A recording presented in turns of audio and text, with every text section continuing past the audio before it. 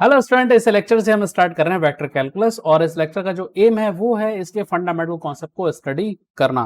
क्यों? क्योंकि अगर हम फंडामेंटल को अगर हम नहीं जानेंगे तो आगे जो वेक्टर कैलकुलस के जो न्यूमेरिकल हैं उसके जो कॉन्सेप्ट है उन्हें हमें समझने में थोड़ी सी दिक्कत हो सकती है। इसलिए उन्हें समझने में हमें कोई प्रॉब्लम ना हो, इसलिए हमें फंडामेंटल इसके पहले समझना जरूरी है। तो पहले हम फंडामेंटल की बात करेंगे और फिर हम आगे इनके टॉपिक्स की बात करेंगे।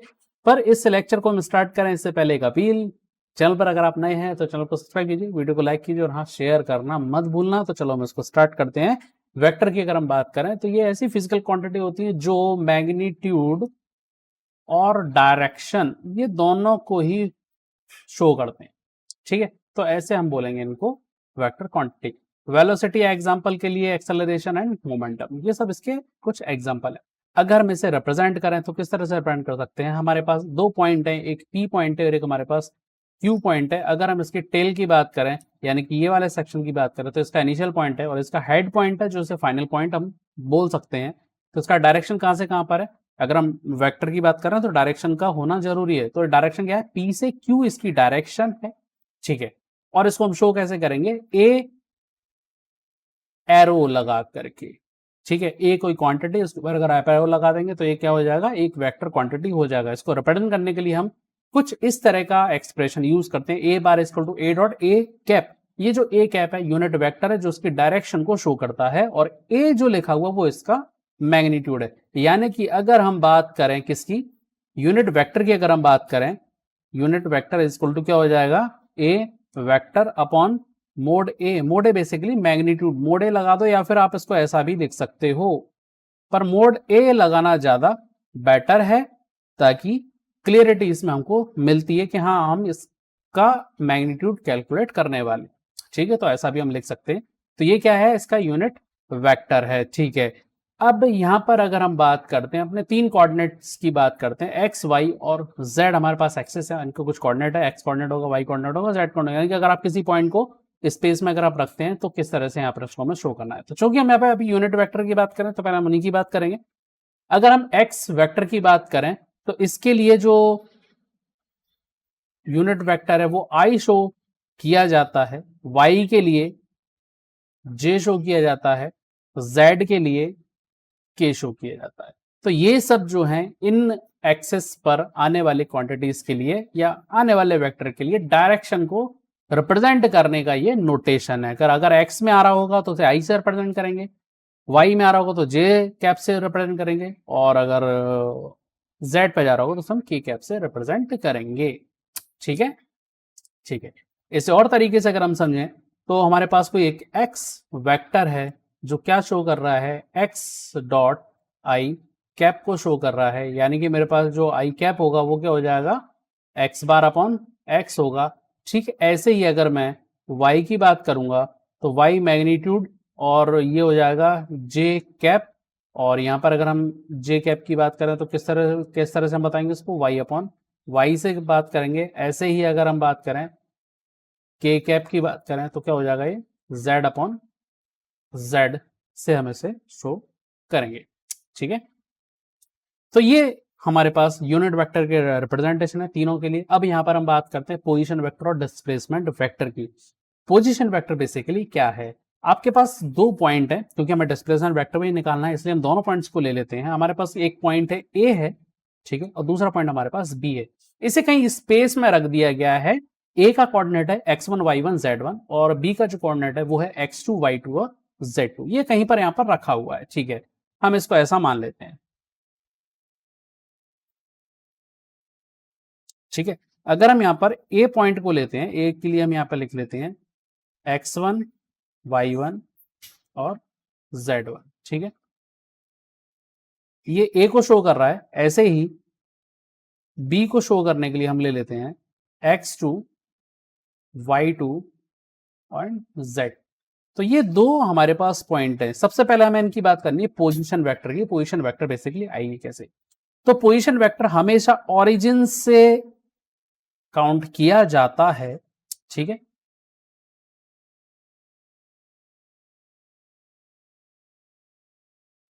इस तरह से हमें आप इसको शो करेंगे।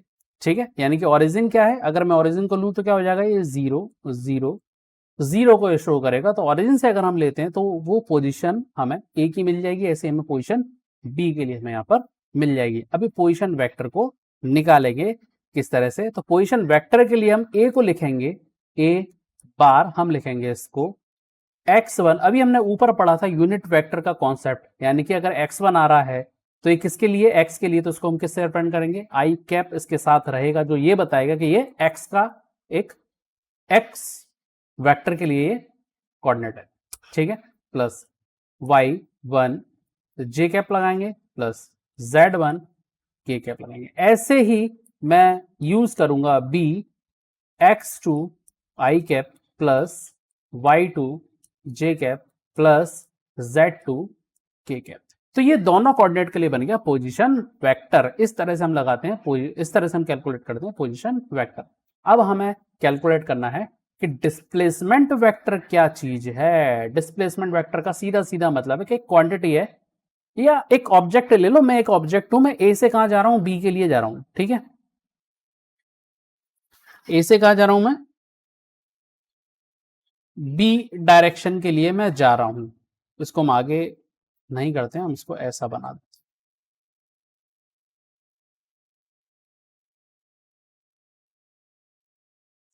इस तरह से हम इसका हेड को बना देते हैं, ठीक है। पोजीशन वेक्टर के लिए हम इसको ऐसा बना देते हैं, पोजीशन वेक्टर के लिए हम इसको इस तरह से बना देते हैं, ठीक है। अब ए से बी हम जा रहे हैं तो इसका जो डिस्प्लेसमेंट वेक्टर होगा वो क्या होगा, अच्छा हमने इसको बार नहीं लगा, इसको बार लगा देते हैं, ए बी बार, यानी ए से बी पॉइंट पर अगर आप जा रहे हैं तो ये बनेगा इसका डिस्प्लेसमेंट वेक्टर, यानी कि ए से आपकी जो पोजीशन है वो शिफ्ट होकर कहां चली गई, बी पे चली गई है। तो जो आपका जो डिस्प्लेसमेंट हो रहा है अगर उसे वेक्टर से रिप्रेजेंट करेंगे तो वो बनेगा डिस्प्लेसमेंट वेक्टर। ए बी कैसे शो करेंगे इसको, हम शो करेंगे इसको बी बार माइनस ए बार से, ठीक है। तो बी बार जो है हमारे पास क्या है, या बी वेक्टर जो है वो क्या है, x2i plus y2 j plus z2 k cap minus, अब किसको लिख देंगे हम, ए के लिए लिख देंगे x1 i cap plus y1 j cap plus z1 k cap. अब अगर हम इसे अच्छे से कैलकुलेट करें, यानी कि i अगर हम देखें तो i कॉमन हमें मिल रहा है, तो ठीक है, क्या मिलेगा, x2 minus x1 i cap मिलेगा प्लस, ठीक है, ऐसे ही y2 minus y1 j cap मिलेगा plus z2 minus z1 k cap मिलेगा, ठीक है, ये हो गया। अब जरा ये तो हमें मिल गया डिस्प्लेसमेंट वेक्टर। अब जरा हमें इसमें डायरेक्शन की अगर हम बात कर रहे हैं कि डायरेक्शन का क्या इसके अंदर कॉन्सेप्ट होता है। अभी मैं क्या कर रहा हूं, मैं ए से बी के लिए जा रहा हूं, ठीक है। तो यहां पर हम लिखेंगे कि अगर मैं ए से बी के लिए जा रहा हूं तो ये बी से ए के लिए आने में तो इक्वल होगा मैग्नीट्यूड के रेस्पेक्ट में, यानी कि अगर मैं मैग्नीट्यूड निकालूं ए से बी जाने का और बी से ए आने का तो मैग्नीट्यूड सेम निकलेगा। पर यहां पर हम बात कर रहे हैं डायरेक्शन की, तो ए से बी डायरेक्शन अलग है और बी से ए डायरेक्शन इसकी जस्ट अपोजिट है। तो हमें क्या लगाना पड़ेगा, इस पर साइन लगाना पड़ेगा माइनस। ये माइनस का साइन शो करता है कि भाई दोनों जो वेक्टर हैं वो बेसिकली कैसे हैं, मैग्नीट्यूड में तो इक्वल हैं पर डायरेक्शन में अपोजिट हैं, ठीक है। इसका मतलब ये होता है कि A B equal to B A, तो मैग्नीट्यूड तो सेम आने वाला है पर इनका जो डायरेक्शन होगी वो अपोजिट है एक दूसरे के लिए, इसलिए यहाँ पे क्या लगा दिया गया, माइनस यहाँ पर लगाया गया, ठीक है। तो अब मेरे ख्याल से पोजीशन वेक्टर, डिस्प्लेसमेंट वेक्टर और डायरेक्शन, ये तीनों कॉन्सेप्ट हमें यहाँ पे क्लियर हो गए होंगे, ठीक है।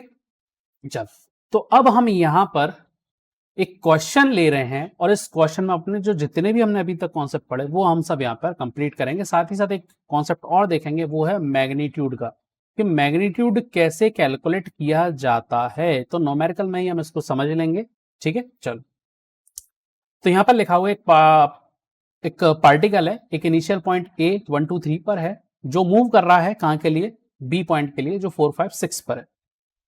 Right the initial position vector, final position vector, unit vector of A, मतलब ए वेक्टर जो निकलेगा उसका हमें क्या निकालना है, यूनिट वेक्टर निकालना है, फिर डिस्प्लेसमेंट वेक्टर निकालना और फिर उसका मैग्नीट्यूड निकालना। तो सारे कॉन्सेप्ट हमें एक क्वेश्चन न्यूमेरिकल में समझ में आ जाएंगे। तो ठीक है, सबसे पहले हम क्या निकालते हैं, इनिशियल पोजीशन वेक्टर। ठीक वैसे ए के लिए जैसे हमने अभी प्रीवियस स्लाइड में हमने ए और बी के लिए निकाला था, वैसे हम यहाँ पे इसको कैलकुलेट करके लिख देंगे। ठीक है, तो यहां पर हम बात कर रहे हैं ए वेक्टर के लिए, तो ए वेक्टर क्या बनेगा, आई कैप प्लस 2 जे कैप प्लस 3 के कैप। ये तो आ गया आपका इनिशियल पॉइंट जो ए था। अब हमें क्या निकालना है, फाइनल पोजीशन वेक्टर यानी कि बी के लिए। ठीक है, क्योंकि फाइनल पॉइंट क्या है, बी है, तो बी के लिए हम लिख लेते हैं 4i plus 5j plus 6k cap. ये आ गया आपका फाइनल पोजीशन वेक्टर। अब क्या निकालना है हमें, यूनिट वेक्टर ऑफ ए। ठीक है, यूनिट वेक्टर ऑफ ए निकालते हैं हम। नेक्स्ट जो है, ठीक है, इसको हम किससे रिप्रेजेंट करते हैं, ए कैप से रिप्रेजेंट करेंगे। फॉर्मूला होता है कि ए वेक्टर को लिखो, साथ में क्या निकालो, ए का मैग्नीट्यूड। तो यहां पे हमें मैग्नीट्यूड का कॉन्सेप्ट मालूम पड़ जाएगा कि भाई किसी वेक्टर का मैग्नीट्यूड निकालते कैसे। ठीक है, चलो आगे हम इसको एग्जीक्यूट करते हैं इस चीज को। ए जो वेक्टर है उसे आप एज इट इज लिख लें, 2 जे कैप प्लस 3 के कैप। अब मैग्नीट्यूड अगर आपको निकालना है तो मैग्नीट्यूड हमेशा निकलता है अंडर रूट एक्स का जो भी कंपोनेंट है या कोफिशिएंट है। एक्स का कोफिशिएंट क्या है, यहाँ पर 1 है, आई कैप लगा, आई कैप के साथ क्या लिखा हुआ है, 1 है, तो इस कोफिशिएंट का क्या करो, स्क्वायर कर दो प्लस। ऐसे ही वाई के कोफिशिएंट को स्क्वायर कर दो, और क्या करें, z का जो कोफिशिएंट है उसका स्क्वायर कर दो। तो इस तरह से क्या निकल जाएगा, इनका मैग्नीट्यूड हमें मिल जाएगा।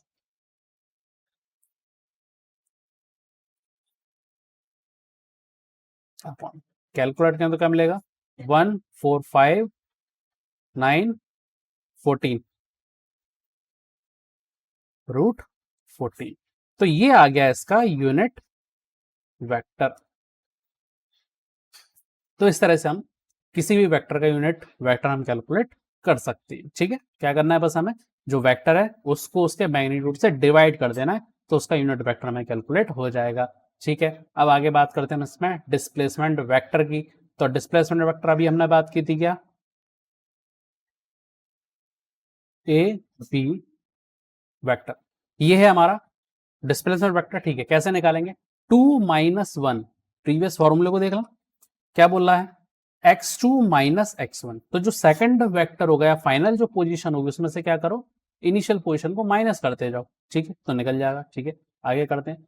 तो बी के लिए कितना है, यहाँ पर 4 है, तो 4 माइनस 1 आई कैप हो जाएगा प्लस 5 माइनस 2 जे कैप हो जाएगा प्लस 6 माइनस 3 के कैप हो जाएगा। हो गया, x1 x2 minus x1, y2 minus y1, z2 minus z1। ठीक है, कैलकुलेट कर लेते हैं इसको, कितना आएगा ये, 3 आई कैप प्लस 3 जे कैप प्लस 3 के कैप आएगा। ये आ गया हमारा वेक्टर, डिस्प्लेसमेंट वेक्टर। अब क्या निकालना है, इसका मैग्नीट्यूड निकालना है। ठीक है, मैग्नीट्यूड निकालने के लिए हमेशा मोड साइन का हम यूज करेंगे, अंडर रूट लगाएंगे। अब जो भी इसके कोफिशिएंट हैं उनका स्क्वायर कर देंगे।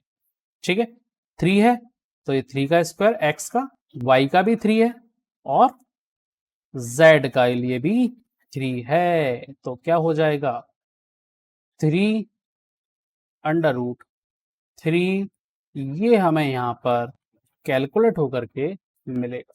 तो ये आ गया इसका मैग्नीट्यूड। ठीक है, उम्मीद है इस क्वेश्चन में आपको ये जो बेसिक जो क्राइटेरिया है वो आपको समझ में आ गया होगा कि भाई वेक्टर क्या होता है, किससे किस तरह से रिप्रेजेंट किया जाता है, कैसे उसका यूनिट वेक्टर कैलकुलेट किया, तो किस तरह से डिस्प्लेसमेंट वेक्टर किया जाता है। ठीक है, उम्मीद है कॉन्सेप्ट समझ में आ गया होगा। वीडियो को लाइक करना, शेयर करना और चैनल को सब्सक्राइब करना मत भूलना। हम नेक्स्ट कॉन्सेप्ट पर अभी चलते हैं। तो नेक्स्ट कॉन्सेप्ट हमारे पास वेक्टर एडिशन, कि अगर आपके पास 2 वेक्टर हैं तो आप उसे ऐड करेंगे कैसे। ठीक है, यहाँ पर हम टिपिकल ट्रायंगल लॉ को यूज करते हैं। साथ ही साथ अगर हम इस फॉर्मूले की बात करें तो ये फॉर्मूला हमें पैरेललोग्राम लॉ से भी हमें सेम ऐसा ही हमें देखने को मिलता है। यहां पर जब हम ऐड करते हैं दो वेक्टर को तो उसका रिजल्टेंट जो होता है वो मेन फोकस में होता है कि भाई दो वेक्टर को ऐड करने पर इसका रिजल्टेंट क्या निकला। ठीक है, तो रिजल्टेंट हम यहां पर निकाल रहे हैं आर बाय रिजल्टेंट फॉर जो हमारे पास दो वेक्टर हैं। ठीक है, ये हमारे पास ए वेक्टर है और एक यहां पर बी वेक्टर है, दोनों के बीच में कितने का एंगल है, थीटा का एंगल। ठीक है, तो यहां पर इसको लिखा जाएगा A square plus B square plus 2ab cos theta, जो दोनों वेक्टर के बीच के एंगल को शो करता है। साथ ही यहां पर हमने जो निकाला हुआ है tan बीटा, ये बेसिकली रिजल्टेंट का डायरेक्शन है। अगर आपसे पूछा जाता है कि दोनों वेक्टर का रिजल्टेंट आपने निकाला, उसका रिजल्टेंट क्या है, सॉरी उसका डायरेक्शन क्या है, तो उसकी डायरेक्शन हमेशा उसके एंगल से रिप्रेजेंट की जाती है, तो वो है tan beta equal to B sine theta upon A plus B cos theta. इस तरह से हम इसको रिप्रेजेंट कर सकते हैं, इससे हम इसे कैलकुलेट भी कर सकते हैं। ठीक है, एग्जांपल लेते हैं। यहां पर पास लिखा हुआ है 2 force of 10 newton plus 6 newton act upon a body, the direction of forces are unknown. ठीक है, जो डायरेक्शन है फोर्सेस के बीच का वो हमें मालूम नहीं, उसने ये क्वेश्चन में लिखा हुआ है। The resultant force on the body may lie between which limit, उसने ये पूछ लिया है कि भैया हमें दोनों जो वेक्टर हैं उनके बीच का डायरेक्शन हमको नहीं मालूम, मतलब हमको थीटा के बारे में कोई नॉलेज नहीं है। इस न्यूमेरिकल के लिए थीटा का हमारे पास कोई नॉलेज नहीं है, इसका मतलब कॉस थीटा हमारे लिए कैसा हो गया, अननोन हो गया, पहली समस्या। दूसरी समस्या है कि हमें फोर्स की लिमिट निकालनी, रिजल्टेंट फोर्स की लिमिट निकालनी है। ठीक है, दो फोर्सों का हमारे पास कितने का, इसको बोल देते हैं हम 10 न्यूटन, इसको बोल देते हैं हम 6 न्यूटन, इसका रिजल्टेंट ये रहा।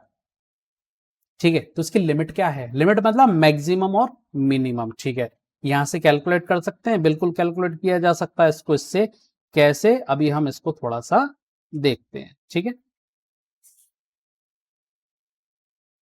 ए स्क्वायर यानी कि हम क्या करेंगे 10 का स्क्वायर प्लस 6 का square plus 2 into 10 into 6 into cos theta.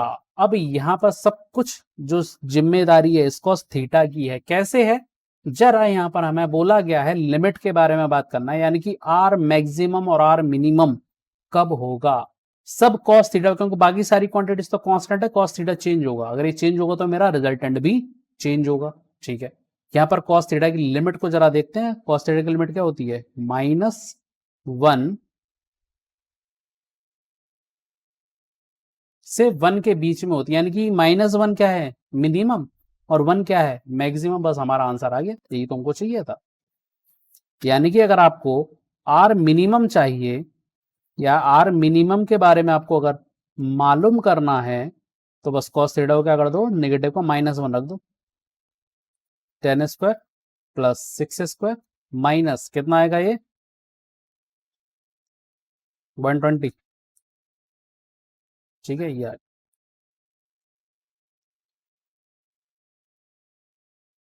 136 minus 120 कितना आ रहा है ये 116। अगर हम निकाला तो कितना आ रहा है 4। तो आर मिनिमम कितना निकला 4 निकला। ऐसे ही आर मैक्सिमम की हम यहां पे बात करें तो क्या हो जाएगा कॉस थीटा +1, मैक्सिमम 1 होगा। ठीक है,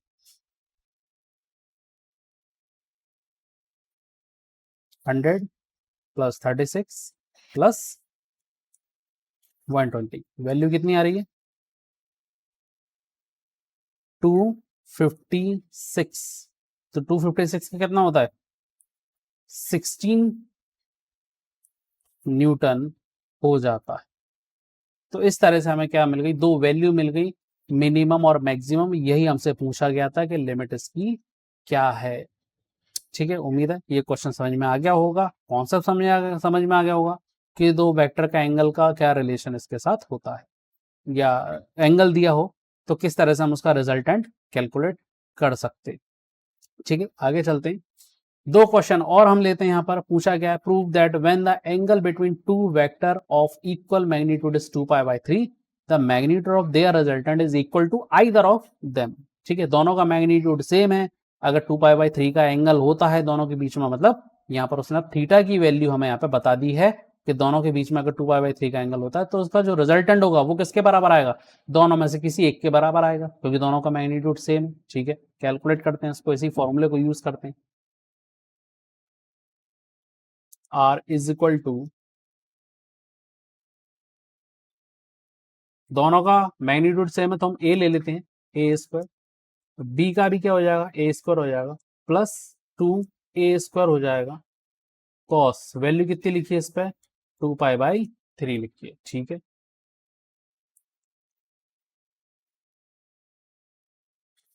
कितना होगा ये, 2A² हो जाएगा। अब ये कॉस 2π/3 की वैल्यू थी -0.5, तो इसकी वजह से कितना बचेगा, ये केवल A² रह जाएगा, क्योंकि मल्टीप्लाई हो जाएगा ना पूरा। ठीक है, आर की वैल्यू और कैलकुलेट कर लो, यहाँ पर कितना आया जी, ओनली A², तो आर की वैल्यू कितनी आ गई, ए आ गया। तो यही हमें निकालना था कि रिजल्टेंट किसके बराबर होगा, आइदर ऑफ देम, किसी एक के लिए, किसी एक के इक्वल ये होगा। तो ये हमने यहाँ पर प्रूफ कर लिया। ठीक है, नेक्स्ट क्वेश्चन देखते हैं। The magnitude of the resultant of the two vector P Q लिखा हुआ है, जिसमें लिखा हुआ है कि R² किसके बराबर होगा, P² प्लस Q² का बराबर होगा। तो हमें ये बताइए कि दोनों वेक्टर के बीच का एंगल कितना है। ठीक है, हम ले लेते हैं यहाँ पर R इक्वल टू, फिर से हम यहाँ पर लगा लेते हैं, अब वेक्टर ए भी नहीं है, क्या है, PQ है। ठीक है, तो P² plus Q² plus 2PQ cos theta. अब R² बोला है तो ठीक है भाई, हम यहाँ पे इसको R² लगा कर देते हैं, स्क्वायर हटा दें, सॉरी रूट हटा दें, तो हमें ये मिलेगा R² equal to 2PQ cos theta. अब यहाँ पर उसने न्यूमेरिकल हमें गिवन है कि R² किसके बराबर है, P प्लस Q² के बराबर है। ठीक है, लिख देते हैं यहाँ पर, तो P² प्लस Q² के बराबर है P² plus Q² plus 2PQ cos theta.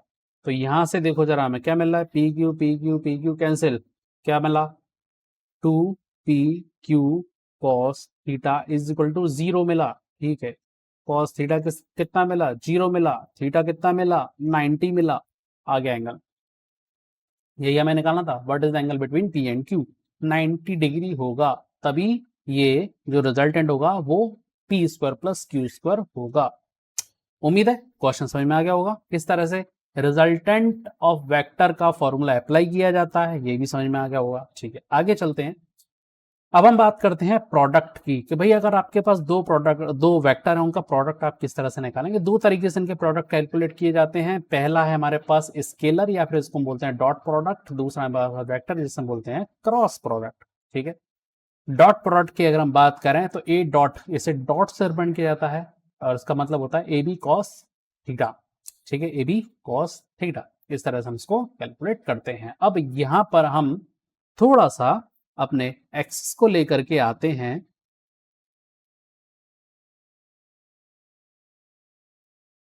ये एक्स, ये वाई, और ये जेड। यहाँ पे हम क्या लिखेंगे इसको रिप्रेजेंट करने के लिए, आई के।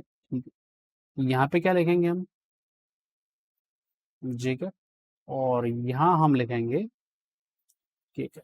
यहाँ पर अगर हम देखें आई कैप डॉट आई कैप, तो हमें क्या लिखना पड़ेगा, 1.1, क्योंकि यूनिट वेक्टर का मैग्नीट्यूड क्या होता है, 1 होता है। यहाँ पे ये क्या शो कर रहा है, ए बी की मैग्नीट्यूड है, ए और बी वेक्टर का। ठीक है, 1.1 डॉट कॉस 0 डिग्री, वैल्यू कितनी मिलेगी मुझे, 1।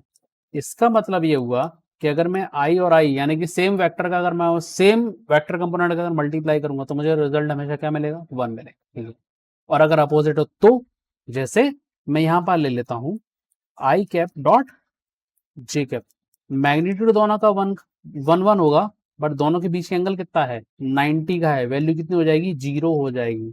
इसका मतलब अगर कोई भी ऐसे दो, यानी कि y कंपोनेंट और x कंपोनेंट के बीच अगर मैं मल्टीप्लाई करूंगा, डॉट प्रोडक्ट करूंगा, तो वो 0 हो जाएगा। ठीक वैसे अगर मैं ZY ZX या YZ YX के बीच का मल्टीप्लाई करूं तो वो हमेशा 0 मिलेगा। सेम वेक्टर कंपोनेंट के बीच का मल्टीप्लाई करने पे ही मुझे 1 मिलेगा। ये कॉन्सेप्ट क्यों जरूरी है, ताकि मैं बहुत लेंदी प्रोडक्ट के प्रोसीजर को फॉलो ना करूं, डायरेक्ट मुझे आंसर मिल जाए, इस वजह से मैंने ये किया। अब जरा इसको जरा देखते हैं कैसे होगा। हम प्रीवियस एग्जांपल ले लेते हैं कि ए क्या है, ए बी क्या है, x1 x2, ये कुछ इस तरह से है, ठीक है। तो अगर हम चलो ए डॉट बी अगर हम निकालते हैं, A dot B vector x1 I cap plus y1 J vector, J unit vector plus z1 dot x2 I plus y2 j plus z2 ठीक है। इस तरह से अगर हम इसका मल्टीप्लाई करें तो देखो जरा बहुत सारे इसमें मुझे जो एक जो नॉर्मल जो प्रोसीजर है वो क्या है कि भाई सबसे पहले आप क्या करो, इसका मल्टीप्लाई इन तीनों में करो, 1 2 3, और फिर इसका करो, ठीक है। तो मुझे बहुत सारे जो टर्म्स हैं वो मुझे यहां पर लेना पड़ेंगे। अब अगर इन टर्म्स को मैं लेता हूं तो इन टर्म्स के साथ साथ क्या आ रहा है, इन टर्म्स के साथ आई कैप जे कैप, आई कैप जे कैप और साथ में के कैप भी ले लें, के कैप, ये सब आपस में मल्टीप्लाई हो रहे हैं। और इस कॉन्सेप्ट को यूज करके मैं ये जो प्रोसेस है, ये जो लेंथी प्रोसेस है, इसको मैं कम कर सकता हूं, छोटा कर सकता हूं। मुझे यहाँ पे एक चीज मालूम पड़ गई कि अगर मैं आई जे आई के जे इनका अगर मैं डॉट प्रोडक्ट निकालूं वो 0 निकलेगा, क्यों, दोनों के बीच का एंगल 90 डिग्री, सेम जो वेक्टर कंपोनेंट है उन्हीं का वेक्टर, उन्हीं का प्रोडक्ट पॉसिबल है। तो यहां पे मुझे मालूम पड़ गया कि x का किसके साथ मल्टीप्लाई होगा, केवल x2 के साथ होगा, x1 x2 मल्टीप्लाई होगा प्लस y1 y2 मल्टीप्लाई होगा प्लस z1 z2 मल्टीप्लाई होगा, बाकी सबके सबके हो जाएंगे 0 हो जाएंगे, क्यों, क्योंकि आई कैप का आई कैप के साथ मल्टीप्लाई 1 होता है, आई कैप का जे कैप के साथ 0 होता है, ऐसे ही आई कैप का के कैप के साथ 0 होता है। तो सारे टर्म्स क्या हो जाएंगी, वो सब 0 हो जाएंगी जो ऑड प्रोडक्ट में आ रही है। इवन प्रोडक्ट मतलब सेम प्रोडक्ट की अगर बात करें तो वही एग्जिस्ट करेगा, बाकी सब 0 हो जाएंगे। उम्मीद है समझ में आ गया होगा डॉट प्रोडक्ट। ठीक, आगे चलते हैं। क्वेश्चन लिया हुआ हमने यहां पर इसे सॉल्व करने के लिए कि for what the value a are the vectors, A का वेक्टर दिया हुआ है, बी का वेक्टर दिया हुआ है, और पूछा है कि अगर दोनों एक दूसरे के परपेंडिकुलर हैं किस वैल्यू के लिए ये जो होगा परपेंडिकुलर होगा, ठीक है, ए और बी परपेंडिकुलर होंगे, ठीक है, ए के किस वैल्यू के लिए ये पूछा है। चलो हम इस पर करते हैं। तो यहां पर हमें मालूम है कि यहां पर डॉट प्रोडक्ट के बारे में बात की गई है, जिसका मतलब होता है ए का मैग्नीट्यूड बी का मैग्नीट्यूड डॉट कॉस थीटा होता है, ठीक है। परपेंडिकुलर है इसका मतलब A dot B, A B cos 90 का एंगल लिखूंगा, जिससे मुझे रिजल्ट मिलेगा 0, ठीक है। चलो अब ए वेक्टर को हम लिखते हैं यहां पर, ए आई कैप माइनस 2 जे कैप प्लस, ठीक है, ऐसे ही डॉट बी को लिखते हैं हम 2a आई कैप प्लस ए जे कैप माइनस 4 के कैप इज इक्वल टू 0। अब हमें यहाँ पे डॉट प्रोडक्ट का कॉन्सेप्ट लगाना है। अब हमें यहाँ पे कन्वेंशनल जो प्रोडक्ट मेथड है उसको यूज नहीं करना, डायरेक्ट हम इसका जो कॉन्सेप्ट हमने जो समझा था उसको हम यूज करेंगे। मतलब आई और आई एग्जिस्ट करेगा, आई और जे 0 हो जाएगा, तो बस आई जो सेम है आई वाले का लिखो, जे वाले का लिखो, के वाले का प्रोडक्ट करो, बाकी सबको छोड़ दो, ठीक है। तो क्या मिलेगा मुझे यहाँ पर, ये मिलेगा 2a² मिलेगा, ठीक है, माइनस 2a मिलेगा, ठीक है, माइनस 4 मिलेगा is equal to 0।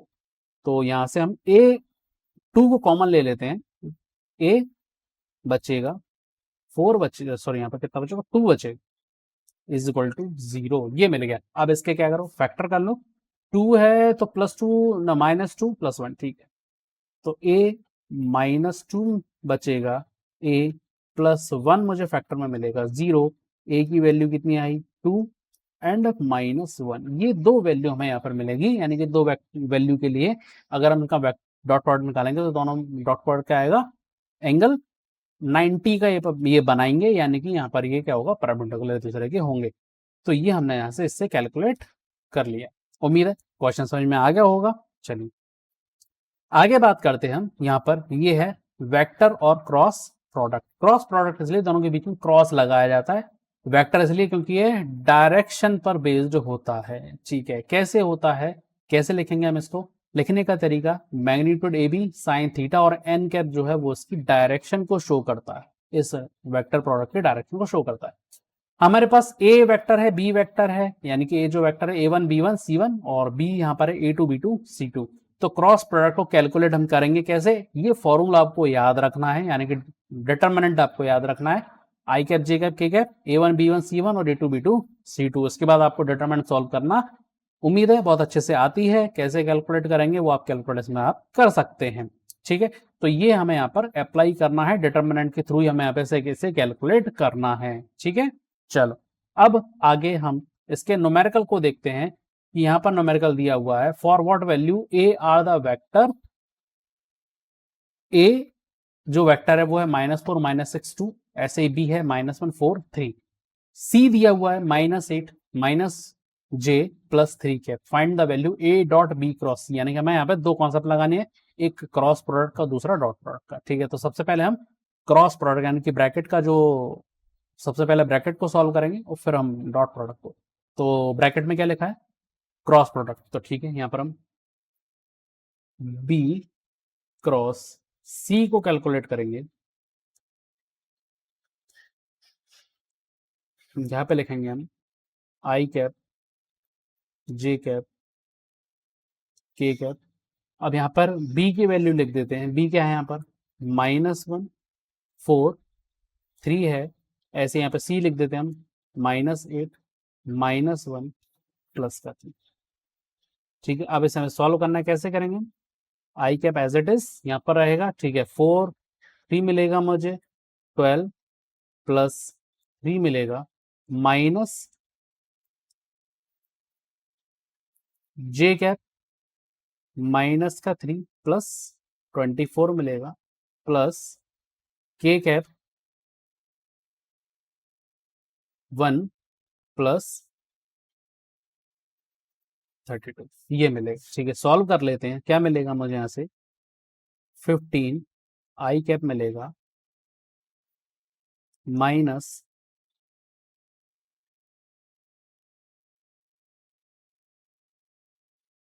-21 J cap मिलेगा +33 के कैप मिलेगा। तो ये इसका क्रॉस प्रोडक्ट आ गया। अब इसके साथ क्या करना है, हमें डॉट प्रोडक्ट ए का यूज करना है। तो यहां हम लिखेंगे ए डॉट बी क्रॉस सी, ठीक है। तो ए का जो वेक्टर है वो है -4 आई कैप -6 जे कैप -2 के कैप, देन यहां पर हम लिखेंगे 15 आई कैप -21 जे कैप +33 के कैप, -4 का मल्टीप्लाई हो जाएगा 15 के साथ, माइनस माइनस +6 मल्टीप्लाई होगा 21 के साथ, ठीक है, और -2 मल्टीप्लाई होगा 33 के साथ, ठीक है। क्या मिलेगा, -60 मिलेगा +6 126 मिलेगा -66 मिलेगा। कैलकुलेट करें तो -60 +60 वैल्यू कितनी आ रही है, 0 आ रही है। तो यहाँ पर जो इस प्रोडक्ट की वैल्यू है वो क्या मिली मुझे, यहाँ पर 0 मिला यहाँ पर। उम्मीद है ये फंडामेंटल कॉन्सेप्ट आपको अच्छे से क्लियर होंगे। वीडियो आपको अच्छा लगा होगा तो लाइक करो, शेयर करो, हाँ इस चैनल को सब्सक्राइब करना मत भूलना।